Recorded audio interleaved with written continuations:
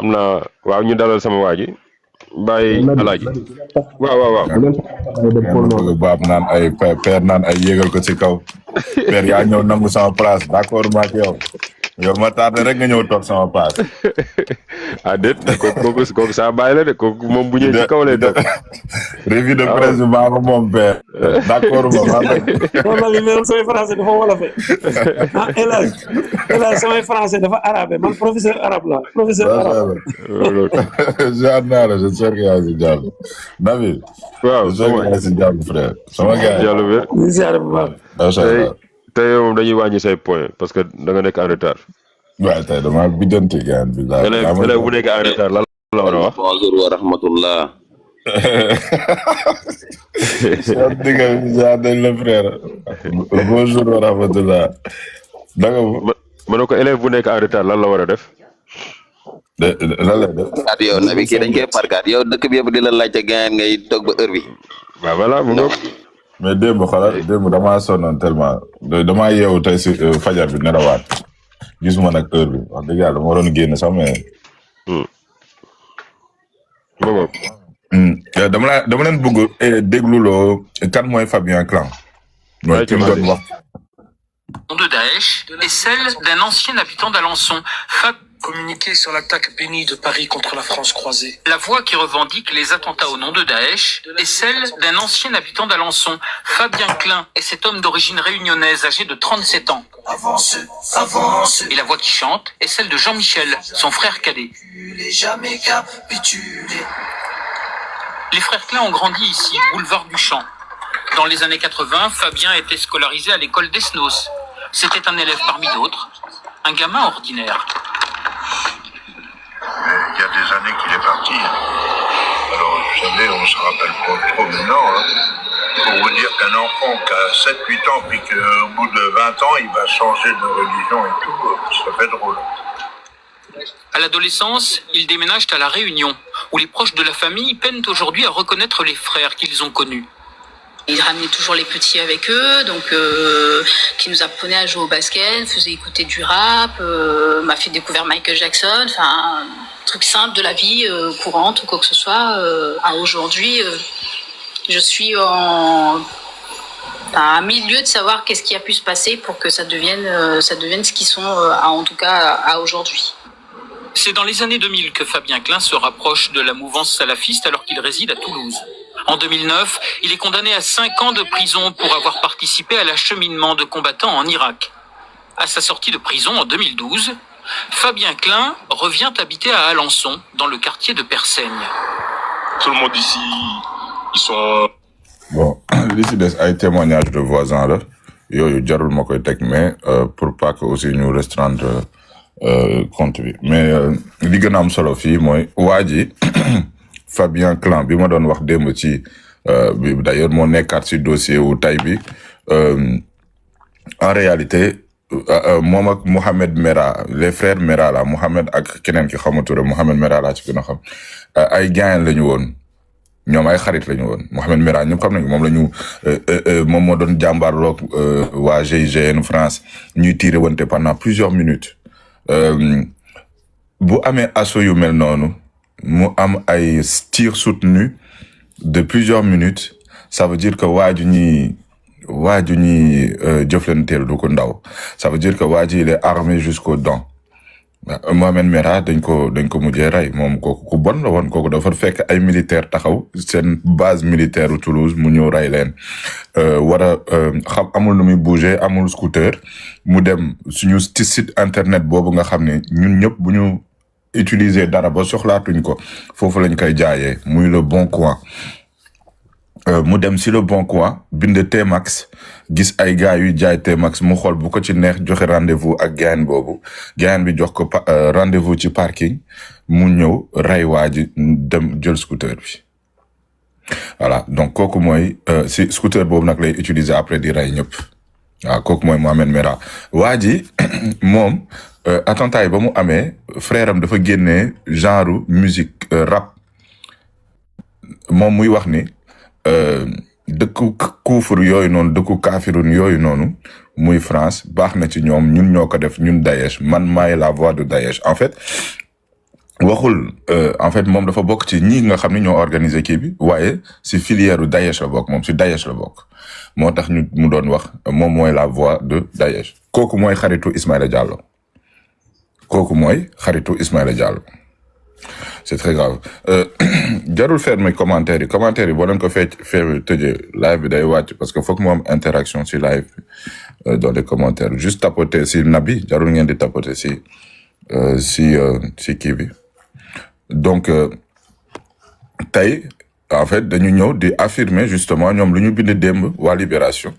donc Libération Ismaïla Diallo envoyé en prison par le doyen des juges donc là tey am nañu officialisation que Ismaïla Diallo tey il a passé sa première nuit en prison en attente de son procès li ñuy wax mandat de dépôt loolu la def donc première nuit Ismaïla Diallo c'était à compter d'hier et non pas depuis une semaine boobu yëpp mi ngi garde à vue en réalité est-ce que vous vous rendez compte ça veut dire Ismaïla Diallo dañu prolonger garde à vue am ba mu mat pratiquement une semaine xaw ma 2 semaines bañ ko jàppee ba léegi Ismaïla Diallo mi ngi doog a dem kaso bañ ko jàppee ba léegi transféré à Dakar comme nous l'annoncions en exclusivité, Ismaïla Diallo a passé hier sa première nuit en prison. Vous voyez? Donc sa première nuit en prison, il l'a passé hier. Voilà. Donc pendant la période bi ñuy wax yëpp Masek mi ngi prison, Ismaïla Diallo mi ngi garde à vue. Il était en garde à vue. Ça veut dire que dossier bi dafa nekk lu doy waar pour les enquêteurs. Et dossier bi ils l'ont pas fermé de. tëjuñu ko de en aucun moment dañu tëj dossier bi en fait li Pape Cheikh Diallo li ñuy woowee un dossier tentaculaire maanaam à chaque fois boo ubbee buntu mu jox la couloir à chaque fois boo ubbee ab message mu nekk benn genre racine muy continuer di dem tentacule un peu comme nu mu tudd les kii nu mu tudd waay fàtte naa pas méduse mais fàtte naa kii bi genre kii bi dund fond marin yi ak ay ventouses si yaram bi si poulpe voilà merci poulpe ay tentacule la yor tentacule yi dañoo bëri bu fu mu jàpp du ko bàyyi day nekk day ñëw rek collé si foofu si parois yi fu muy jàpp waaw donc loolu mooy kii bu tentaculaire maanaam fépp lay génnee munoo taxaw fenn ne dossier bi fii la commencé fii la yam déedéet xam nga fu mu commencé parce que xam nga kañ nañ ko jàpp mais xamoo fu muy yam day continuer di dem rek Ismaïla Diallo dossier yooyu la bokk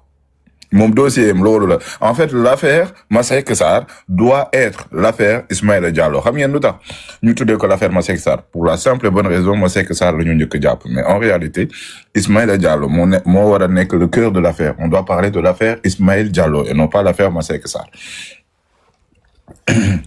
à la suite d'une information judiciaire ouverte au parquet de Dakar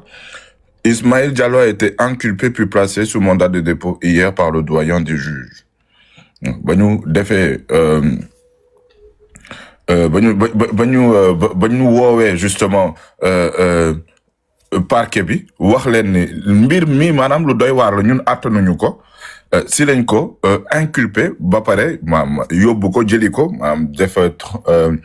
extradition bi démb wala jeudi pardon GIGN indi ko yóbbu ko sous mandat de dépôt si lañ ko tegee en mandat de dépôt donc il est inculpé et placé sous mandat de dépôt léegi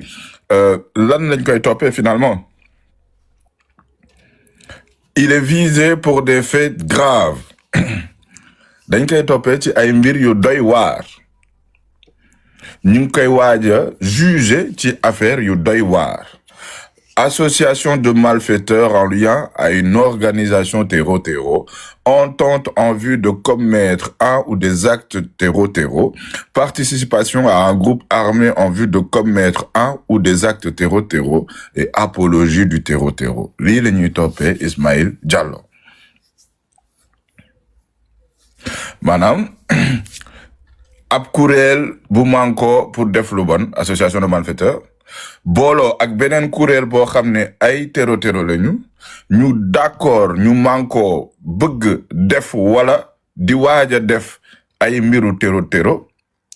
ànd ak kuréel boo xam ni dañoo yor ay armes def wala di waajal def ay affaire u terro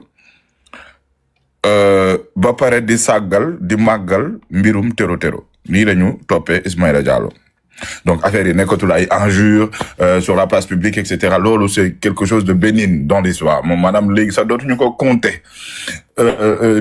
compter affaire saaga parce que ça bu ñu la doon wax yow lu tax nga xoos kii lu tax nga xoos ko si tànk nekkate ki nga xoos si tànk na nga ko rey kenn dootul xoolati xoos bi. C'est la réalité saaga garaaw na lool mais lii nii moo gën a garaaw saaga wax dëgg yàlla. Donc saaga bi je pense pas que dinañ ko compter ci dossier bi puisque il y a bien plus grave dans ce dossier-là et ça relève de la sécurité nationale et donc par essence loolu la ñuy privilégié. Comme nous l'indiquions, Ismaïla Diallo avait été arrêté dans un premier temps par la brigade de recherche BR de Saint-Louis pour association de malfaiteurs, diffusion de fausses nouvelles, insultes commis par le biais d'un support informatique, outrage au ministère de plusieurs cultes, mais aussi diffamation envers la mémoire des morts. Aujourd'hui, ils ont fait l'effort. Demb, c'est un article, il y avait plein de fautes à Libération. Je ne l'ai pas dit, mais Demb, par exemple, boo ñëwoon ba ci phrase bi mais bi rek ngay lire mais diffamation envers la mémoire des morts. Aujourd'hui, ils ont rajouté aussi Libye, ils ont marqué le Libye et non pas la Libye. Des fois, faut que vous relisiez, monsieur Libération. Vous êtes fatigué. Il faut faire l'effort justement de se relire. Il faut une fayda parce que vous êtes des professionnels. Fini. Lii maanaam la ñu toppee woon Ismaïla Diallo au départ ni ngi toppee Ismaïla Diallo ci kuréel bu ànd pour def lu bon association de malfaiteurs toog di sos ay mbir maanaam toog di sos ay mbir di ko tasaare ci dëkk bi diffusion de fausses nouvelles insulte commis par le biais d'un support toog ci maanaam ci internet bi di saaga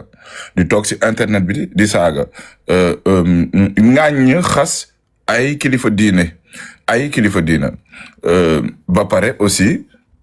xas ŋàññ ay nit yu génn àdduna yu faatu. Lii lañ ko toppee woon au départ. L'exploitation de ces deux téléphones avait révélé des faits troublants. Sous le pseudonyme de Abou Oussama Al-Sénérali, Ismaïla Diallo était membre d'un groupe WhatsApp dont les membres usaient de noms de guerre. L'un d'eux, Hassan Diène, fait partie de cette vague de Sénégalais qui avait rallié la Libye et le Nigeria vers 2014-2015.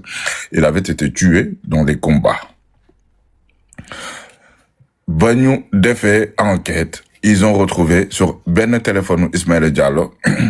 ay groupe WhatsApp boo xam ne ñoom dañuy joxante ay tur yoo xam ne ay turu guerre la. C'est intéressant passage bi parce que démb dama dem si ay guddi yooyu dama dem Facebook ñu taf exactement photo Ismaïla Diallo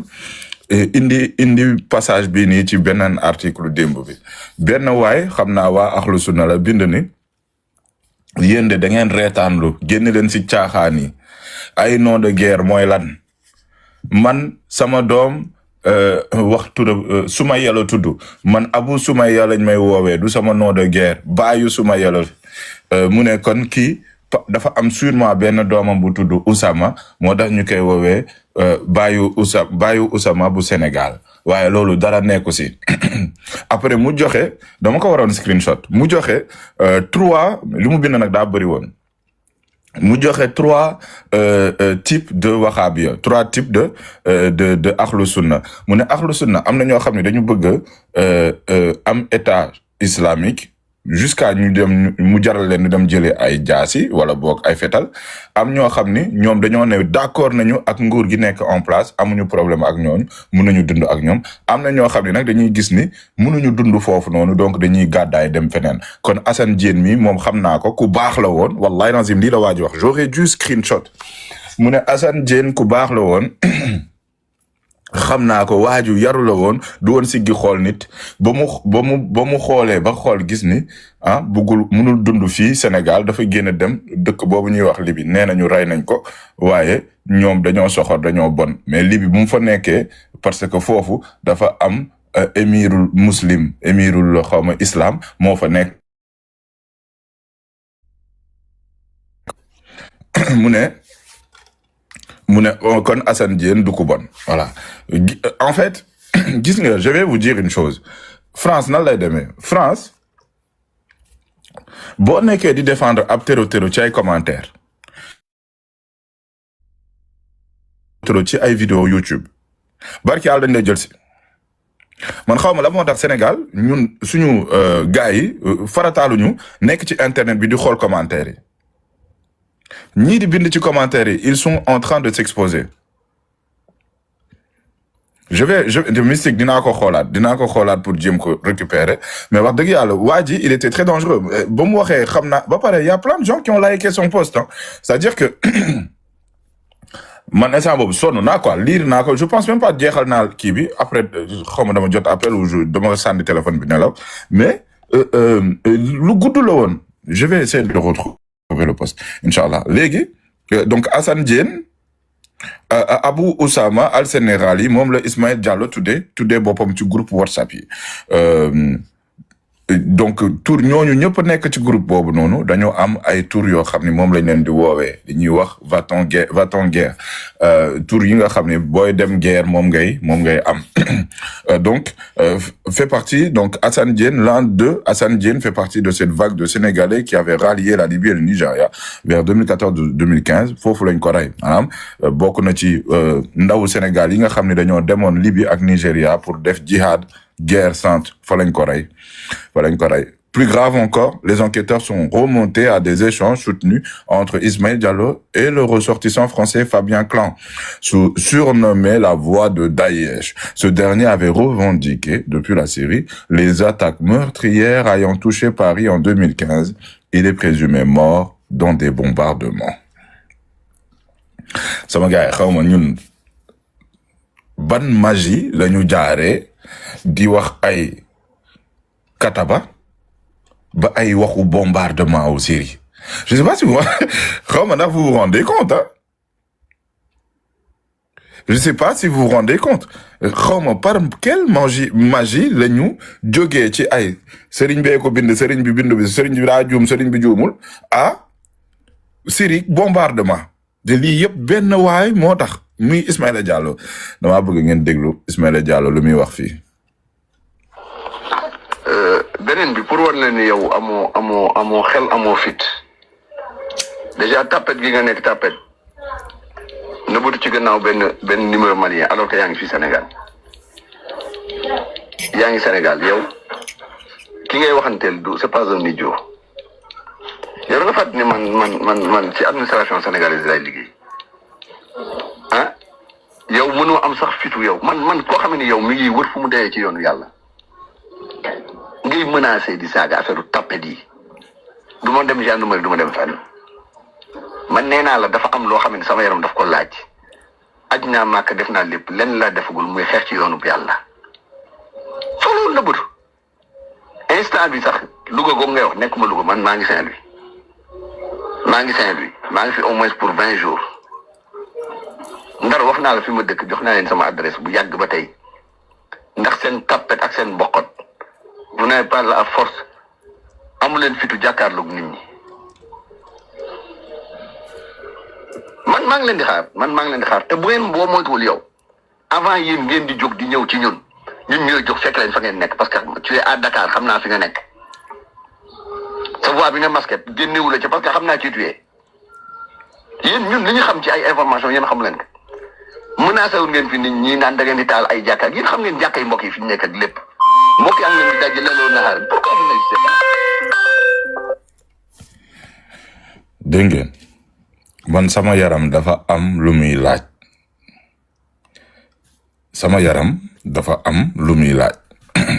man def naa ponku islam yëpp dem naa Màkka lenn moo ma dese xeex ci yoonu yàlla mais lii enquêteurs yi buñ ko déggee c'est fini jarul ñuy dem de continuer enquête di def jéem a ut ay yeneen chef d'inculpation c'est un terroriste na leer lii jarul chercher de midi à 14h c'est fini dégg ngeen audio bi leer na naa ñu ni midi moom il nee na nëbbu ko man nëbbu ma ko nee na dee ci yoonu yàlla moo ko dese xeex ci yoonu yàlla moo ko dese dem na Màkka il a tout fait lii rek moo ko manqué kon dafa bokk ci ponku islam nga dem xare ñoom loolu mooy seen conception de la religion musulmane sama gars yi bëgguma monopoliser la parole faut prendre la parole ah soxna Rabia nuyu ma la sax maa ngi jégalu la reine sama sœur yi j'espère que yéen a ngi si jàmm ah Baye Daaru Cheikh Ndigal Laay ah Mystique Ouest gars yi ñëw leen. mais El Hadj dama la bëgg relancer waat si fii pour nga ñëwaat parce que boo dégloo audio bi nee na ko yow xam nga fu ñu nekk mais ñun tamit on est très bien informé xam nañ fi nga nekk balaa ngeen di ñëw ñun dinañ ñëw fekk si leen est-ce que dégg nga wax jooju man saa man kii nu ma koy déggee dama tiddee. exactement en gros day expliquer en fait Ismaïla Diallo du ko ndaw Mystique Ouest ñun dañ ko jàppee woon kon ñun nu ñu mel quoi Mystique ñun dañuy mer ñu saaga la ne la yow bu ma la jàppee kërëb mais ñun amuñu benn information ci yow dañuy wax nii rek sénégalais yëpp noonu la ñu mel sénégalais moo mel noonu sénégalais day wax pour wax day mer wax la loo xam ne moom xalaatu ko sax juste pour bon loo sa xol sauf que Ismaïla Diallo ñun dañu foogoon ni suñu comme ñun la mel mais melul ni ñun Ismaïla Diallo lu mu doon wax da ko xam Ismaïla Diallo bu la nee dama lay rey da lay rey bu la nee yow sa deret daf ma dagan bu ma la gisee dama lay tër rendi la da lay tër rendi la littéralement c'est ça la réalité lii mooy dëgg lii Ismaïla Diallo dafa amoon ay information yoo xam ne ñun amuñu ko et lii mooy dëgg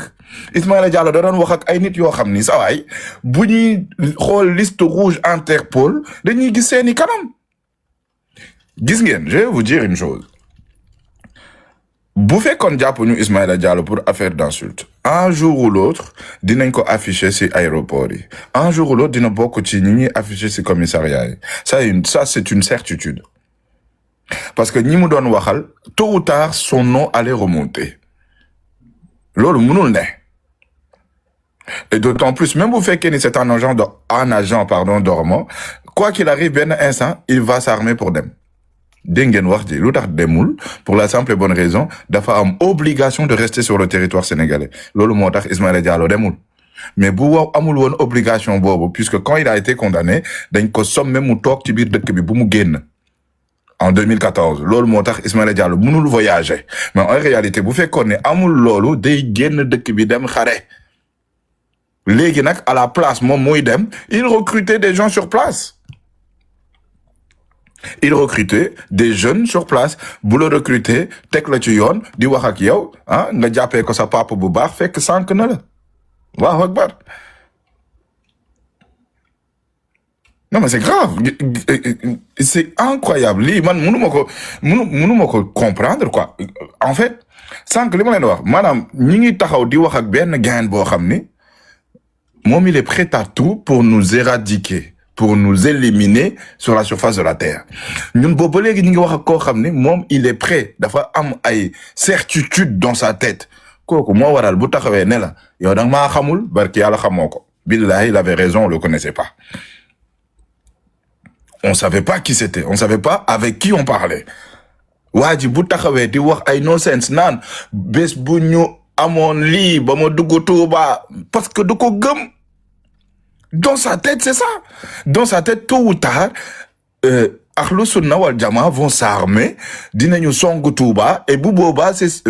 son jour de gloire bu boobaa moom lu ko neex lay def biir Touba moo tax mu ko doon wax parce que c'est pas un rêve pour moom c'est un but à atteindre et léegi mu yam si léegi mu jot si moom noonu la doon réfléchir donc des fois buy wax il nous donnait des informations que ñun mënuñu ko woon analyser parce que xamuñu waa ji xamuñu dayoowam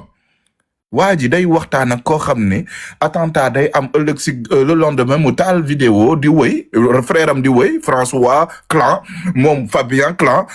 booyam bi wëy naan ay kufaar ngeen nañ leen rey moom mu ñëw taxaw ne ñun ñoo leen rey yéen français yu bon yi ñun ñoo leen rey Abdou xawma lan Al-Faransi non mais c'est horrible gis ngeen attentat bu Paris 2015 Suisse la ma fekk benn soir ma liggéey ba wàcc nekk sama gàlle ma gis loolu dugg ci Facebook bi di mbalak pour man c'est une blague analyser wu moon la gravité des choses may sama benn cousin bind ma ci commentaire ne mais attends Hugo fais attention looy def ni lii nii c'est très grave léegi nag ma bàyyi Facebook dem dugg YouTube di xool dama ñëwaat supprimer post bi et loolu je te jure mënuma ko comprendre man si man maa ngi naan mais lu tax man ma jëloon ko à la légère quoi ça me 2001 11 septembre 2001 dama yeewu sama kër maam dem di ñëw sama gaale ñëw di reetaan ba ma gisee pour man c'est en fait genre film la parce que boo taamee di seetaan ay film dans ta tête lii du am en plus à cette époque-là on était beaucoup plus jeunes donc dama doon reetaan par la suite la toogaat di mesurer l'ampleur des dégâts di mesurer le nombre de morts qu'il y a eu mais c'est très grave waa Ahlu Sunna wal Jamaa ils sont contents de ça dañu bég ci yooyu Soudan bërki démb Soudan ba ñuy déterrer seen wàlliw di ko yóbbu ñoom ils étaient contents ba ñuy rey ay jullit foofu Elhadj nga baal ma am na lu ma la yónnee après nga xool ko dégg mooy lii ma affiché incha allah mën nga ko ne mën nga ko ne non ñoom ils étaient contents de ça mais man mënuma comprendre boo leen laajee ñoom ñëpp wallahi lazim Gojo dama wax benn waay bu nekk ci TikTok bi bu tudd Cabinda n'est pas angolais Cabinda benn île bu nekk wetu Angola mu koy affilié au Congo et non pas à l'Angola donc waa ji congolais la Cabinda la ak un peu d'angolais xaw ma famille am dafa bizarre léegi nag dafa nekk ci benn combat qui lui est propre noonu la tuddee boppam man xaw ma turam defe naa ba ma juumul Olivier la tudd je sais même pas waa ji dafa fan Gojo mais nag daf ma bëggoon aussi léegi ñuy waxtaan ma ne ko moytul kii mu ne ma non Elhadji tu sais moi c'est mon frère xaw ma la ma ne ko ok ma ne ko kii tous les jours yow chrétien nga mu ne waaw ma ne ko kii tous les jours mi ngi saaga chrétien xanaa nag war nga sax xool si sa passe-passe nga xam ni kii bëggu la mu ne ma non il ne l'a jamais fait devant moi ma ne ko arrête kii mu ne ma non bàyyi di wax téro la parce que ba affaire yi amee Soudan man laaj naa ko si mu yónnee ma ay émoji jooy ma ne ko il se foutait de ta gueule mu ne ma bugg si wax munu ci wax di ko yónnee ay ma ne ko il ment billahi il est content de ce qui se passe au Soudan et lii la bëgg Sénégal mel waa ji ba léegi gëmuma moo tax démb je lui ai envoyé l'article mu yónnee leen ko si seen suñu groupe yi ne leen ñëw leen kaay leen déglu li ma doon wax yëpp dina feeñ tey te Gojo kii la doon protéger seen live ne frère am la Gojo nee na xolam dara mënu ko yëngal ñun suñu yaram liy daw suñu yaram moom dawul yaramam moom façon lu nekk gis na ko amul lu muy tiit amul lu muy ragal Gojo l'a dit au téléphone man ak moom ñuy di waxante jour boobu j'étais sidéré j'ai pas parlé dama ne tekk di ko déglu donc ñii li ñu bëgg mooy rayaate loolu mooy seen passe-passe quoi rayaate oui c'est horrible xaaral ma ñëw leen comme ça ma xool texte bi Nabi yónnee ma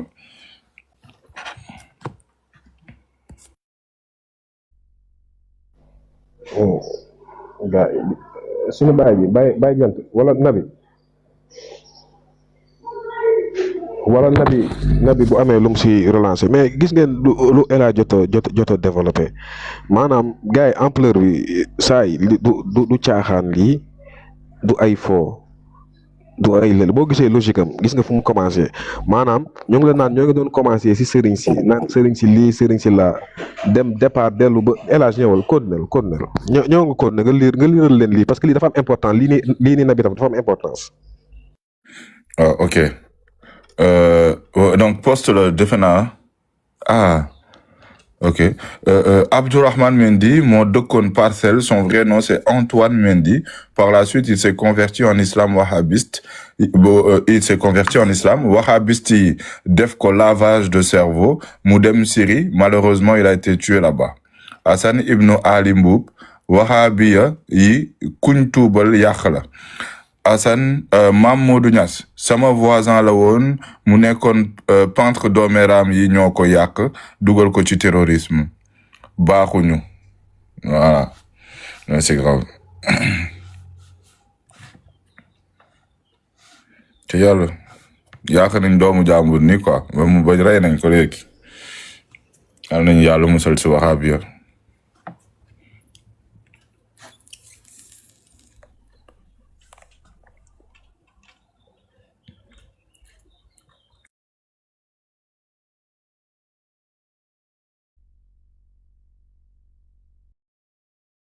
gars yi ñëw leen ku ci bëgg a participer commenter ci di kii bàyyi daaru instant yi nii gars yi yëpp ay jaaxle ñëpp tiit parce que boo gisee waa ji lu ñu teg si kawam lu ñu teg si ndoddam bu ñu koy wax si wolof lu ñu teg si ndoddam maanaam lu ñu ko accusé saa yi ku yaakaar ne lii lu yomb la wala lu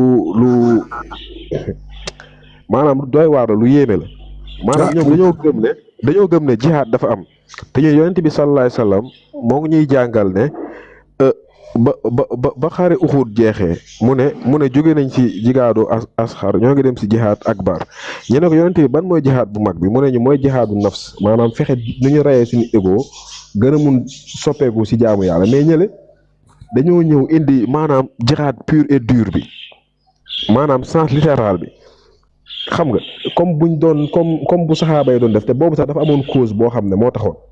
cause boobu mooy pour fexe nit yi pour samp l'islam parce que amuñu woon doole te ñu ngi leen doon opprimer di leen def lu nekk mais ñoom dañoo ñëw xam nga gën a radical te yonent bi sallallahu alayhi wasallam mi ngi dëkkoon ak ay mécréants dañ ko doon jox impôt daanu leen def discours bu radical boobu dem ba El Hadj mooy surtout gelwaar boobu nga wax sànq rek si Njaay kii mi ngi fa ñëwoon Abdou Salam ne ma même menace bi la ko waa ji waxoon moom ak Jinne Moussa maa ngi ko gis fii mi ngi partagé bu yéegee sax mun na confirmer ne moom daf ka ne seen deret daf ma lew na ma seen deret maanaam dafa neen seen deret nul na imagine toi ku taxaw ne nit sa deret nul na quoi yow maanaam rey ginaar ak rey xar wala rey melentaan sax nee na xoola noonu lañ ko jàppee quoi en fait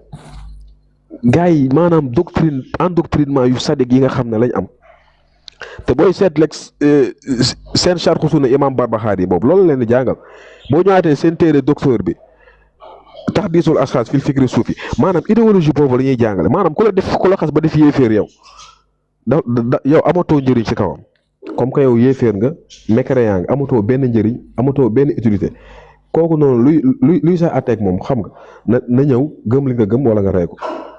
da ngay gëm sunna Muhammad ibnul Abdul Wahhab wala ñu reyal loolu kese xoola kii ne ci commentaire bu mujj bi sax nee na waa ji dañ ko tuubal ba pare defal ko lavage de cerveau yóbbu ko Syrie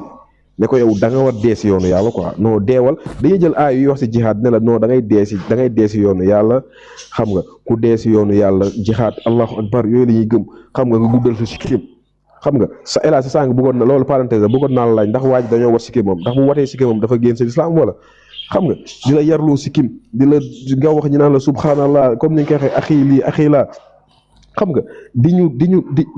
di tiital nit yi di xoxootal nit yi di leen bundu xatal foog ne si âge yu yàgg yooyu lañ nekk non sama gars yéen daal boo leen te lii fu muy yem ba fu wànnante jëm ak bëtam lañ xam incha allah yow doomu Ismaël yow moom tuddee sa bopp doomu Ismaël la yow xamal ne tamit yaa ngi si kaw ak Alpha Ba yéen ñi amoon contact ak moom yëpp da ngeen xam ne mbir bi du lu simple. wuyu ma bu leen neexee ngeen am nationalité waa pôle nord wala nationalité coréen bu leen neexee sax ngeen dëkku Kim Jong Un dañ leen di récupérer lu leer laa leen wax xamoo leen sax si li ngeen dugg. xamoo leen sax danger bi. bu la neex dañuy dëkk réewu nabi jaajëf nabi ñëwal. ci sama waaj ak ba do ruwe. non mais nabi affaire bi dafa doy waar mais gars yi dama jàpp ne xamuñu danger bi. loolooy problème bi nag c'est que gars yi duñu comprendre maanaam ci lan lañ dugg nii li ñuy caaxaane lu mu doon quoi. loolooy wax ji. yow xoolal boo seetee ñu ci gis nga li mu la yónnee. waaw dama waaw liir naa ko yow da nga jàppoon xanaa. waaw maa ngi wër di lijjanti affaire yi maanaam démb gars yi teraanga boobu ñu fi indi woon moom laa doon jébbal borom. ci wéer bi nag ci laa nekkoon. donc dama ne woon sax sànq ci moom laa ci njëlbeen wax nga moom laa commencé woon mooy ñi fi nekkoon ñëpp doon jàpp ci mbir mi ñu ngi leen di jaajëfal vraiment ni ngeen taxawoo mbokk yi am na solo yàlla suñ borom fay la yàlla na yàlla yombal leen yàlla na doon ay milliards yi millions waaw kopparfoor yi fees bay tuuru. waaw yàlla guddal seen fan vraiment kontaan nañ bu baax a baax jàpp ngeen ci mbir yi loolu waaw mu ngoog donc démb li mujjee woon a dugg moom laa doon yónnee ki ko war a jot mooy li soxna ab sa dugaloon noonu moom laa doon dugal daal moom laa doon yónnee mais yàlla def na jàmm lijjanti nañ ko incha allah xëy na du yàgg dara fii ak ay jamono lu bëri dina leer waaw mbir yi dinañ ko leeralal bu ko defee ngeen comprendre fu seen xaalis dugg fan la ak lan moo ko waraloon incha allahu rabbi waaw bu jëree it bu fekkee ne bëgg ngeen tamit ñu dugal numéro yi nga xamante ne ñoom ñoo doon participer bu jëree it ñu affiché ko lépp nag ñu ngi ko capté denc ko pour en cas où comme waxu mbooloo la affaire xaalis la ñu ngi ko fi téye jaru ko voilà mais de toute façon maa ngi ko ñun pour nga comprendre benn affaire Nabi il faut nga comprendre ñun ñëw ñu fi pour parce que dañoo ñàkk jom wala dara man boog man damaa part personnel man xam naa la bu baax parce que ñu ngi bëgg a yàgg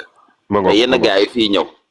xam nañ nu nga mel moo tax gars yi di fi ñëw di fi teg seen tànk boo taxawoon ne man 1 million laa soxla dañ koy lijjante ñëw teg ko sa loxo loolu la quoi c'est que ñun Sofianke noonu la ñuy doxale lijjante wuñu kii fii la ko dugal fee la ko dugal ñun xam nañ ne carrément que ne Nabi du jóg ci kii parce que mu ngi liggéey xam nañ ne mu ngi ay doo xam nga wallaahi soxla woo ko quoi am déet dëgg la léegi ndigal man d'accord ma ak yow Nabi tey la lay reere Nabi tey doma daa ban doma daa yow nga commandé sa xar entier waa ji séerase la dem sa gaay la dem commandé fa xar mama wata si wóoru Ibra Faati kii bulet maa fi bulet mama ni non wax dëgg yàlla yii yëpp jaadu ko parce que on sait quoi y a pas besoin noonu la demee nag noonu la demee la jaajëf voilà kon xam naa ñi nga xamante ne peut-être ñooñu bu ñu bëggee gën a xam ni mbir yi fu mu toll ñooñu am na ci ñoo xam ne yor naa seen numéro bu jaree dinaa leen yónni lépp ñoom it ñu teel ko seen bopp pour en cas maanaam ëllëg daal ay waxi ëllëg ak yu mel noonu parce que waxu xaalis dafa doy waar te waxu mbooloo gis ngeen fi coow daanaka yu bëri ay affaire xaalis ak yu mel noonu yàq na ay diggante waaw mais nag xëy na sax doonul loo xamante ne amaana. dibi Japon 1000 pat dibi 1000 pat Japon. man xale yi dañoo xaw a bëri quoi. maa ngi tudd ci dagg bi mais lii moom jarul nga ci attardé wu lii sax mënul wax dara lii du xaalis. parce que tamit yàlla mi ngi lay suturaal tamit yaa ngi bitim réew ay 100 000 200 000 moom wax dëgg yàlla munul kii jarul ngay gaa ñi nga xamante ne bëgg nañ ay leeral mun nañ lay ñëw approché mais jarul tamit nga ci attaar réew de man je pense. dëgg yàlla. waaw ba pare ñu koy def tamit te yàlla tax ñoo tax ñu koy def. liggéeyal mais sëñ Baye Darou 10 000 patu Japon dafa cher. waaw mais garaawul bàyyi ko mu indee ko El Hadj waaye boobu indee ko su paree jënd dessert bu baax xam nga dessert yóbbu xale yi ñu indee après ñëwaat laay yow avancé kon mu ngoog yéen moom samay jëwriñ ngeen samay sëriñ ngeen daal lu ngeen wax rek maa ngi ca kon mu ngi noonu gars yi daal na ngeen xam ne daal dugg na fi mu war a dugg te ñu ngi ñaan yàlla nag yàlla defal ñu ndam comme d'habitude nuñ koy amee ci ñi nga xam ne defkat yu ñaaw yi ñu ngi ñaan nag incha allah rabi xëy na dinañ nekkaat ci yeneen mbir yu gën a am solo yi incha allah rabi